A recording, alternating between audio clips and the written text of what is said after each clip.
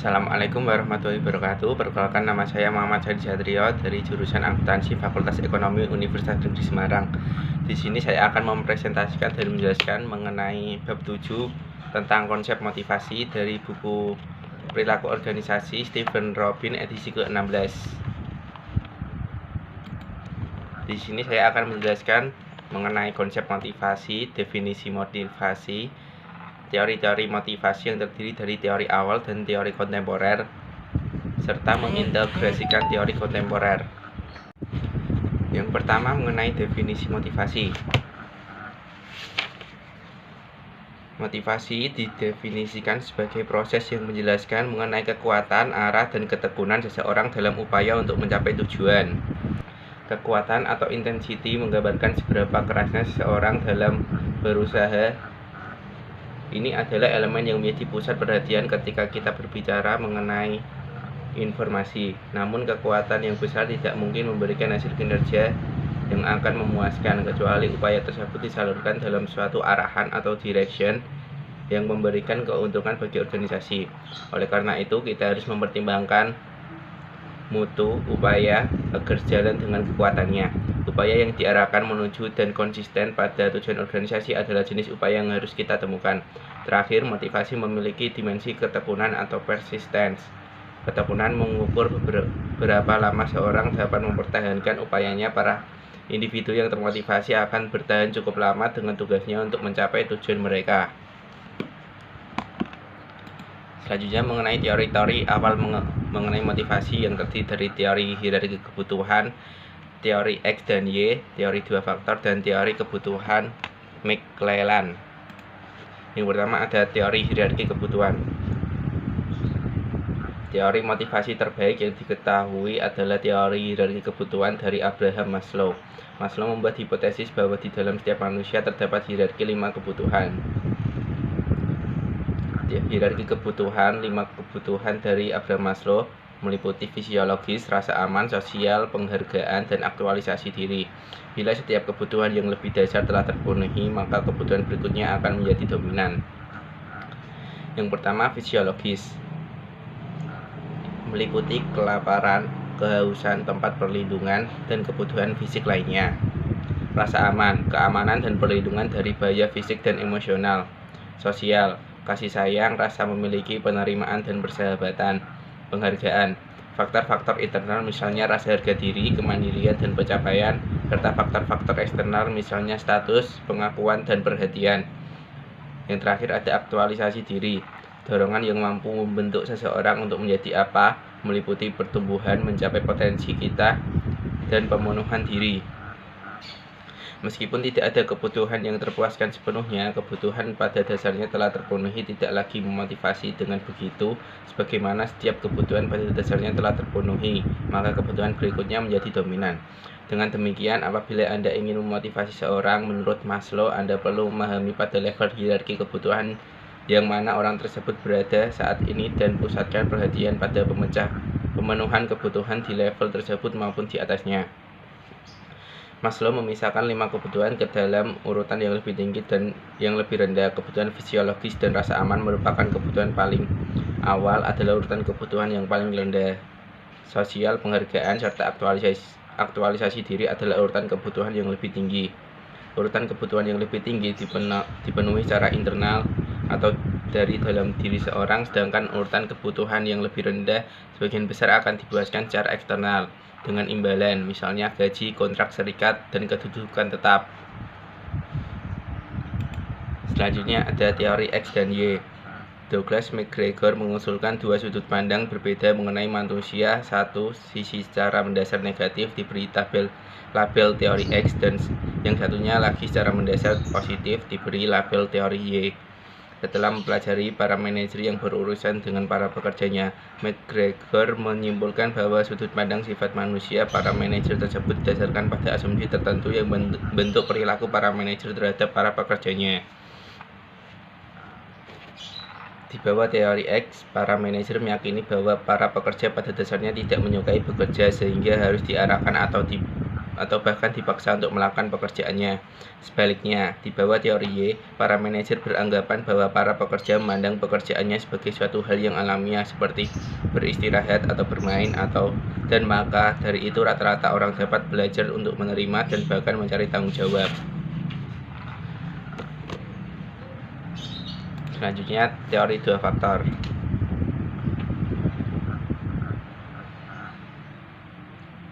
Menurut Hertzberg, faktor-faktor yang mengarahkan pada kepuasan pekerjaan adalah terpisah dan berbeda dari faktor-faktor yang mengarahkan pada ketidakpuasan pekerjaan. Oleh karena itu, para manajer yang berupaya menghilangkan faktor-faktor yang dapat menciptakan ketidakpuasan pekerjaan akan membawa kedamaian, tetapi belum tentu motivasi. Upaya-upaya itu lebih menenangkan tetapi tidak memotivasi para pekerjanya. Sebagai hasilnya, Hertzberg mengategorikan kondisi seperti mutu, pengawasan, gaji, kebijakan perusahaan, kondisi fisik kerja, hubungan dengan orang lain, dan keamanan pekerjaan sebagai faktor murni atau higien faktor. Ketika faktor-faktor itu memadai, orang tidak puas, tapi juga mereka tidak akan dipuaskan. Jika kita ingin memotivasi orang atas pekerjaan mereka, Hertzberg menyarankan penekanan ada faktor-faktor yang berhubungan dengan pekerjaan itu sendiri atau dengan hasil yang secara langsung dapat diperoleh dari pekerjaannya, seperti kesempatan kenaikan pangkat, peluang pertumbuhan pribadi, pengakuan, tanggung jawab, dan pencapaian. Hal ini adalah karakteristik orang-orang yang menemukan pemberian imbalan secara intrinsik. Selanjutnya ada teori kebutuhan McClelland. Teori kebutuhan McClelland dikembangkan oleh David McClelland dan rekan-rekannya.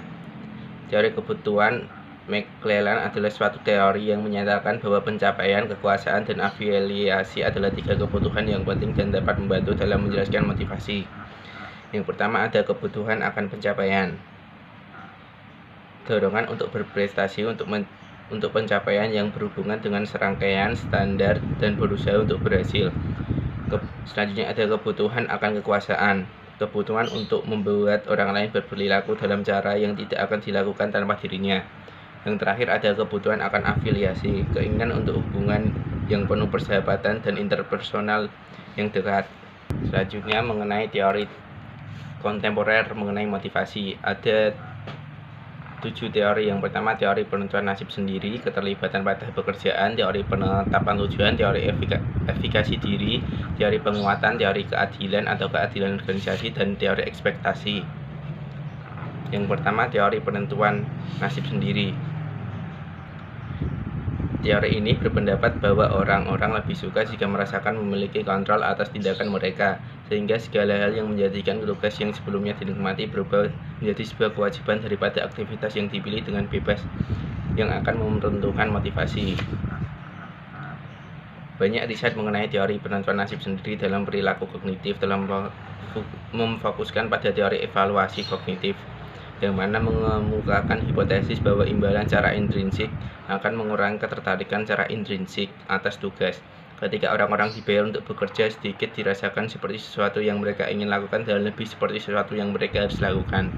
Teori penentuan nasib sendiri juga mengusulkan cara-cara untuk mencapai kompetensi dan hubungan yang positif dengan orang lain. Sejumlah besar studi yang mendukung teori penentuan nasib sendiri. Hasil perkembangan baru-baru ini mengenai teori penentuan nasib sendiri adalah kesesuaian diri, yang mana mempertimbangkan seberapa kuatnya alasan dari orang-orang dalam mengejar tujuan mereka, konsisten dengan minat mereka, dan nilai inti. Selanjutnya ada keterlibatan pada bekerja. Memiliki level keterlibatan dalam bekerja yang tinggi, investasi atas fisik, kognitif, dan energi emosional bekerja ke dalam kinerja. Para manajer yang bekerja dan para sarjana menjadi tertarik dengan memfasilitasi keterlibatan pada pekerjaan, meyakini sesuatu lebih mendalam daripada menyukai pekerjaan atau merasakan ketertarikan mendorong kinerja. Studi berupaya untuk mengukur level komitmen yang mendalam ini. Apa yang membuat orang lebih cenderung untuk terlibat dalam pekerjaan mereka? Salah satu kuncinya adalah keadaan yang mana pekerja meyakini manfaat untuk terlibat dengan pekerjaan. Hal ini sebagian ditentukan oleh karakteristik pekerjaan dan akses pada sumber daya yang memadai untuk dapat bekerja secara efektif. Faktor lainnya adalah kesesuaian di antara nilai perorangan dengan nilai organisasi. Perilaku kepemimpinan yang menginspirasi para pekerja terhadap semangat misi yang lebih tinggi juga dapat meningkatkan keterlibatan pekerjaan. Selanjutnya ada teori penetapan tujuan. Teori penetapan tujuan adalah suatu teori yang menyatakan bahwa tujuan yang spesifik dan sulit dengan umpan balik akan mengarahkan pada kinerja yang lebih tinggi. Kategori mengatur pikiran dan perilaku dalam mengejar tujuan. Yang pertama ada fokus promosi, suatu strategi pengaturan diri yang melibatkan upaya pencapaian tujuan melalui kemajuan dan pencapaian. Yang kedua ada fokus pencegahan, suatu strategi pengaturan diri yang melibatkan upaya pencapaian tujuan melalui pemenuhan tugas dan kewajiban.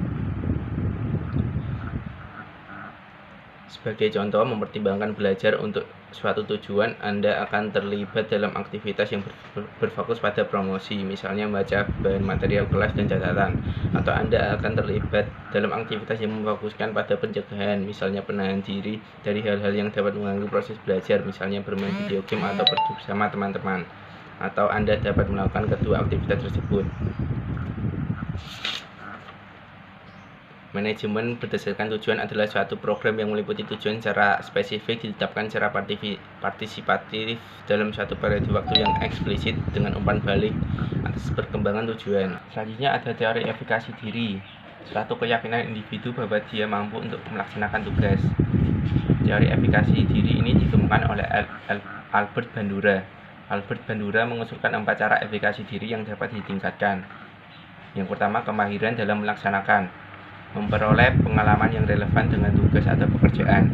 Yang kedua, pemodelan yang dilakukan, menjadi lebih percaya diri karena melihat orang lain mengerjakan tugasnya. Yang ketiga, ada bujukan cara lisan, orang lain meyakinkan diri bahwa kita memiliki keahlian yang diperlukan untuk mencapai kesuksesan. Yang terakhir ada stimulasi, suatu keadaan yang bersemangat sehingga membangkitkan seseorang untuk mengerjakan dengan lebih baik.